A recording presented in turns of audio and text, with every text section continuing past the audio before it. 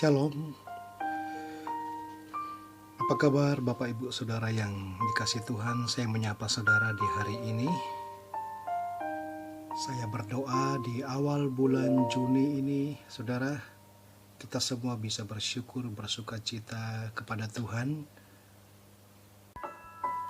Kita semua tahu dan kita semua sadar bahwa pemeliharaan Tuhan dalam hidup kita semuanya begitu nyata, ajaib, dan kita semua bisa bersyukur karena tidak ada satupun dari antara kita yang tidak dipelihara Tuhan. Karena itu mari kita tundukkan kepala, kita berdoa. Kami bersyukur Tuhan di hari ini, betapa besar kasih Tuhan dalam hidup kami, sehingga sepanjang hari kami bisa menaikkan pujian, ucapan syukur dan terima kasih. Karena Engkau masih memberkati kami di dalam perlindungan-Mu yang ajaib dalam hidup kami. Terima kasih Tuhan.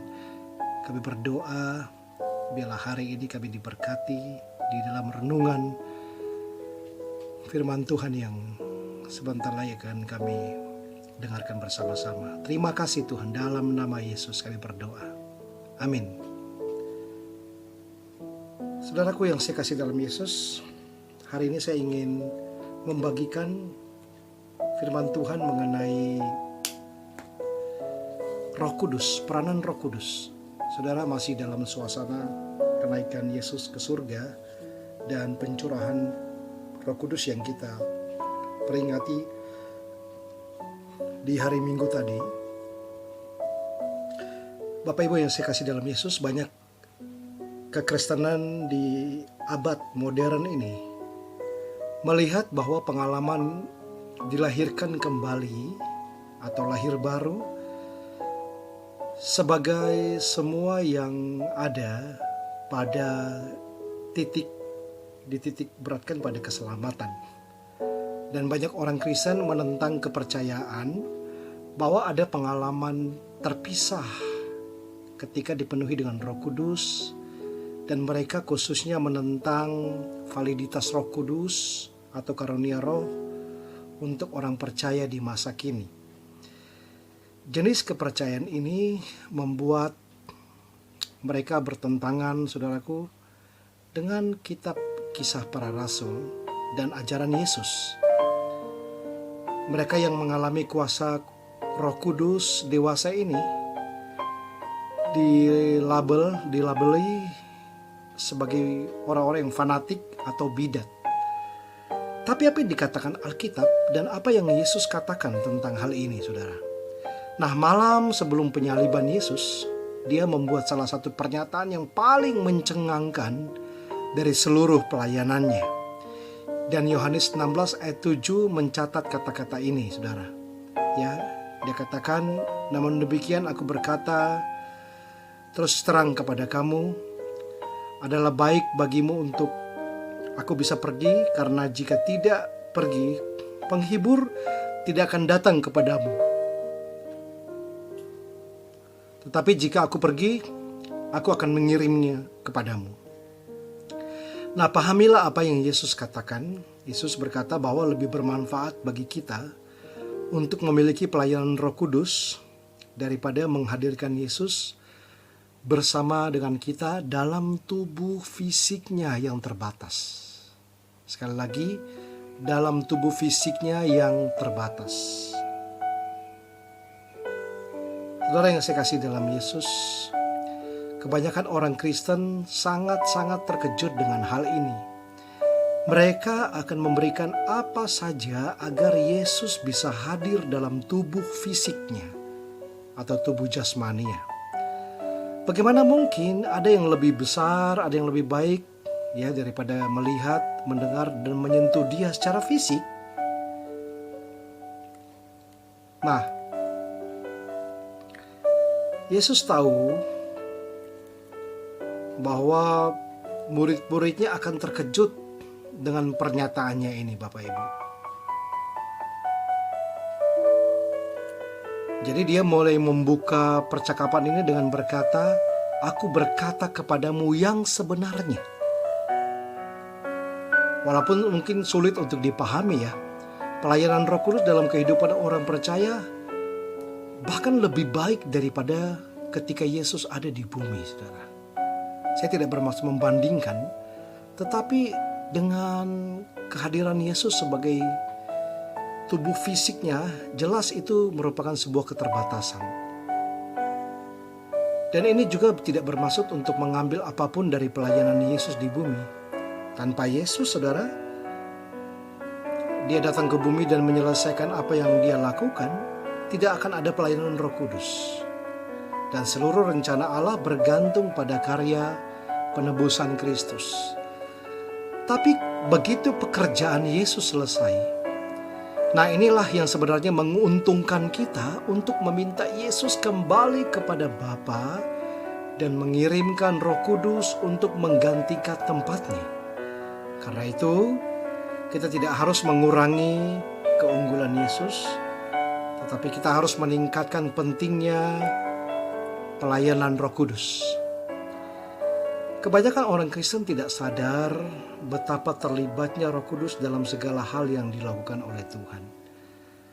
Mereka tidak menganggap pentingnya Roh Kudus dan apa yang Dia lakukan di bumi saat ini. Dalam Kejadian 1 ayat 1 dan 2, Alkitab berkata, pada mulanya Tuhan menciptakan surga, langit dan bumi. Dan bumi tidak berbentuk dan kosong.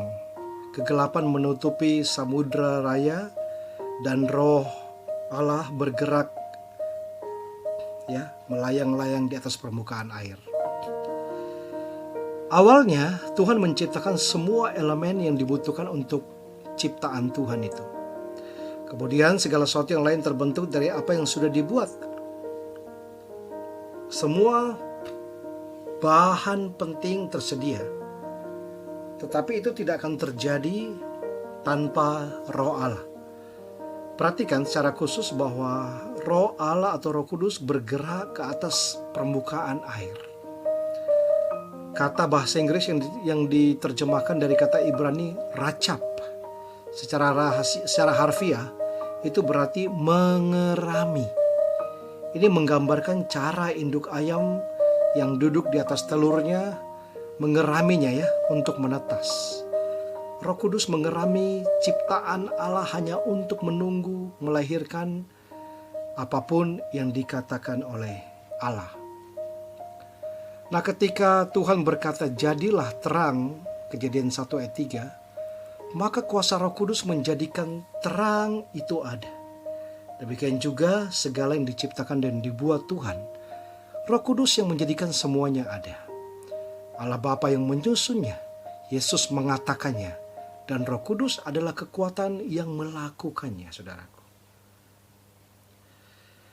Nah, ini dengan sempurna menggambarkan Tritunggal Allah Bapa, Anak dan Roh Kudus. Mereka adalah satu, saudara. Faktanya mereka sangat banyak sehingga mereka tidak dapat beroperasi secara independen satu sama lain. Artinya ketiga hal ketiga pribadi. Jadi mereka satu tim, saudara. Yesus tidak melakukan mujizat atau memulai pelayanan sampai ia diurapi oleh Roh Kudus. Jika Yesus tidak bisa ataupun tidak mau beroperasi secara independen dari Roh Kudus, saya rasa kita juga tidak ada seorang pun yang bisa memulai kehidupan atau pelayanan yang efektif tanpa kuasa Roh Kudus yang bekerja di dalamnya, saudaraku. Jadi kenapa ada begitu banyak perdebatan tentang masalah ini? Kebenaran yang menyedihkan adalah bahwa penolakan terhadap pelayanan dan kuasa Roh Kudus adalah teologi yang sama sekali tidak nyaman.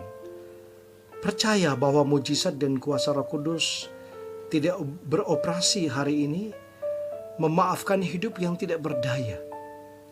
Jika memang benar bahwa Roh Kudus masih berkeinginan untuk bergerak pada zaman Alkitab, maka tidak ada alasan untuk menjalani kehidupan sejauh ini terlepas dari kemenangan yang digambarkan dalam firman Tuhan. Jadi alasan nomor satu, saudaraku, yang terjadi mengapa orang menolak pelayanan Roh Kudus adalah karena hal itu memperlihatkan kurangnya kekuatan dalam hidup mereka. dan sekali terbuka itu menuntut perubahan. Nah, dalam upaya kita menghindari tanggung jawab perubahan, mereka mengubah kitab suci alih-alih diri mereka sendiri. Dan tentu saja itu tidak terlalu mencolok, tapi ada kecenderungan yang menentang pelayanan Roh Kudus. Sehingga Alkitab diputar balikan untuk mendukung pandangan mereka. Di dalam Alkitab ada banyak contoh di mana pertemuan ajaib dengan Roh Kudus akan memampukan orang percaya untuk menjalani kehidupan yang supernatural. Yesus mengajarkan tentang dua pengalaman terpisah dalam kehidupan orang percaya. Yohanes 20 ayat 28, Thomas mengakui Yesus sebagai Tuhan dan Allahnya, dan itu membuatnya diselamatkan. Menurut Roma 10 ayat 9 dan 10, namun Tuhan memberitahu Thomas dan semua murid untuk tinggal di Yerusalem sampai mereka akan menerima kuasa Roh Kudus. Kisah 1 ayat 4. Alasan Yesus mengatakan kepada mereka untuk menunggu baptisan Roh Kudus adalah karena mereka belum punya, mereka belum memilikinya. Lihatlah saudara, apa yang terjadi pada murid begitu menerima kuasa itu. Mereka adalah orang yang berbeda, yang berubah sama sekali. Kisah 1 ayat 8, tapi kamu akan menerima kuasa kalau Roh Kudus turun ke atas kamu, dan kamu akan menjadi saksiku di Yerusalem, seluruh Yudea dan Samaria, dan sampai ke ujung-ujung bumi. Dan setelah hari Pentakosta ketika Roh Kudus turun atas murid-murid Yesus, saudaraku, mereka berkuasa. Mereka menghadapi penganiayaan dan kematian tanpa rasa takut. Apa yang membuat perbedaan, Bapak Ibu? Dengan kata-kata Yesus sendiri, itu adalah baptisan Roh Kudus. Kisah Rasul 8, Filipus berkhotbah kepada orang-orang Samaria. Apa yang terjadi? Seluruh kota percaya kepada Yesus dan dibaptis di dalam air. Kisah 8. Mereka diselamatkan. Tapi kisah 8 ayat 15-16 mengatakan, siapa ketika mereka atau para rasul turun berdoa untuk mereka, yaitu orang-orang Samaria, agar mereka bisa menerima Roh Kudus. Karena pada waktu itu dikatakan, karena sampai sekarang ia belum jatuh ke atas seorang pun dari mereka. Hanya mereka yang dibaptis dalam nama para rasul. Nah, saudaraku, ini adalah contoh yang sangat jelas tentang orang-orang yang dilahirkan kembali, tetapi masih perlu menerima Roh Kudus.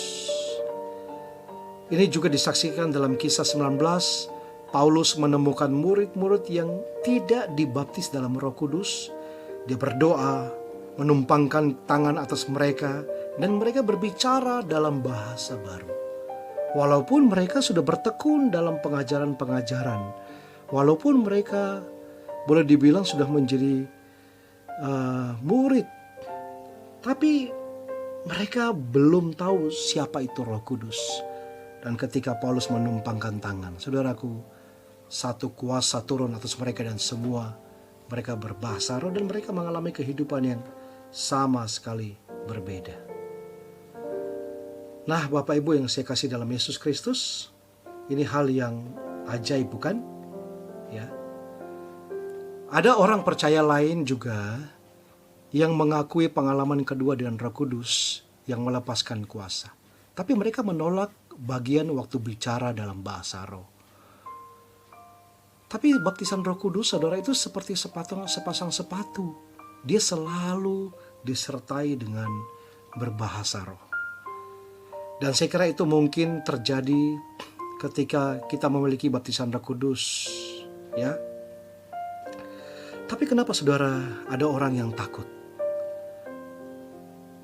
Dan jika seseorang menjadi takut, sebenarnya tidak ada alasan untuk takut. Ada orang yang bisa memutuskan kapan dia bisa bicara dalam bahasa roh dan kapan dia bisa berhenti. Itu sama dengan kita. Kita bisa mengontrol kapan kita bisa berbahasa roh dan tidak. Tapi ada orang-orang yang enggan untuk dipenuhi dengan Roh Kudus. Oh Bapak Ibu Saudara yang saya kasih dalam Tuhan, ini ada hal yang bisa menghambat.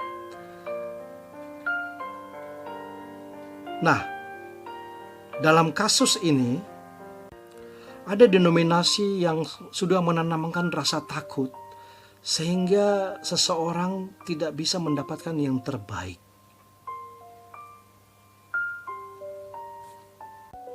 Dan kemudian kita akan sadar bahwa apa yang dikatakan Yesus itu benar di dalam Lukas pasal 11 ayat 13. Jadi jika kamu yang jahat tahu memberi pemberian yang baik kepada anak-anakmu, apalagi Bapamu yang di surga, Dia akan memberikan Roh Kudus kepada mereka yang meminta kepadanya. Jadi Bapak Ibu yang saya kasih dalam Yesus, apakah saudara belum yakin atau hanya punya masalah dalam soal menerima saja? Saya berdoa biarlah Roh Kudus akan mengubah hidup kita. Karena kita akan mengalami kehidupan yang benar-benar sangat maksimal dan sangat berubah ketika kita dipenuhi dengan Roh Kudus. Nah, saya berdoa, saudara, pengalaman Roh Kudus ini bukan hanya sekedar pengalaman tahunan. Setelah kita dipenuhi Roh Kudus, kemudian kita akan menghilang. Kita tidak akan lagi memakai Roh Kudus, kita tidak akan lagi berbahasa roh. Sampai kemudian pengalaman tahun depan lagi baru kita mulai menerima lagi Roh Kudus. Ini bukan pengalaman yang seperti itu. Roh Kudus akan memakai kita sekarang dan selamanya. Dan kapan saja, di mana saja, kita bisa berinteraksi dengan Roh Kudus. Dan Roh Kuduslah yang akan memampukan kita untuk bergerak dengan kuasa. Roh Kudus akan memberikan iman, Roh Kudus akan memberikan satu pengalaman di dalam kesembuhan-kesembuhan ilahi, dan bahkan mujizat-mujizat yang kreatif dalam hidup kita. Saya berdoa, saudara akan dipenuhi lebih lagi oleh kuasa Roh Kudus. Mari tutup mata, saya akan berdoa buat saudara. Tuhan, biarkan kami semuanya tidak akan menahan diri Tuhan, dan bekerja di dalam logika kami bagaimana menerima Roh Kudus. Kami hanya menerima dengan percaya dan yakin bahwa kami sudah menerima Roh Kudus dan kami akan berbahasa roh. Makasih Bapa untuk pengalaman yang ajaib dan luar biasa. Penuhi kami sekali lagi sampai kami menjadi penuh setiap hari di dalam Roh Kudus. Terima kasih Tuhan. Dalam nama Yesus kami berdoa dan mengucap syukur dan berterima kasih untuk Roh Kudus yang sudah dicurahkan bagi kami. Di dalam nama Yesus bersama-sama katakan, amin.